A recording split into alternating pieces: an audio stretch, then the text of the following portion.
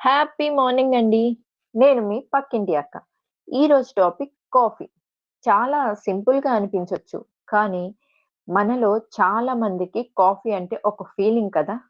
పొద్దున్నే కళ్ళు తెరిచాక వరల్డ్ మొత్తం బ్లర్‌గా కనిపించే మూమెంట్ ఉంటుంది కదా! అప్పుడు మన మైండ్‌కి ఫస్ట్‌గా కావాల్సింది క్లారిటీ. ఆ క్లారిటీని మనకిస్తుంది కాఫీ. కాఫీ మన ప్రాబ్లమ్స్‌ని సాల్వ్ చేయదు. కానీ మన మైండ్‌ని స్టార్ట్ చేయడానికి ఒక స్మాల్ పుష్ ఇస్తుంది. లెట్స్ గో అగైన్ అనే ఫీలింగ్ ఇస్తుంది. సమ్‌టైమ్స్ కాఫీ అంటే స్ట్రెస్‌ని కంప్లీట్‌లీ పోగొట్టేది కాదు.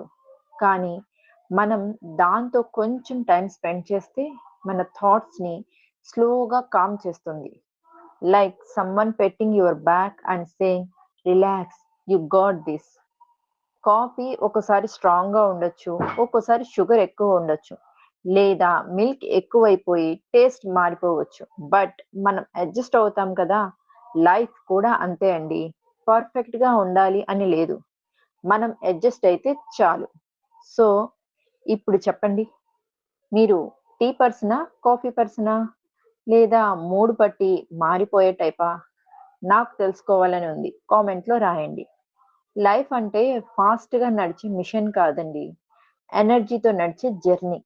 సో, ఒక బ్రేక్ తీసుకోండి. ఒక సిప్ తీసుకోండి. మళ్ళీ స్టార్ట్ అవ్వండి. బికాజ్ కొన్నిసార్లు ఒక చిన్న కప్ కాఫీ కూడా మనకి కావాల్సిన స్ట్రెంత్ ఇస్తుంది. ఓకే అండి. Thanks for watching my video. Next వీడియోలో కలుద్దాం. Until then sip slow, think deep, live happy. Subscribe to my channel.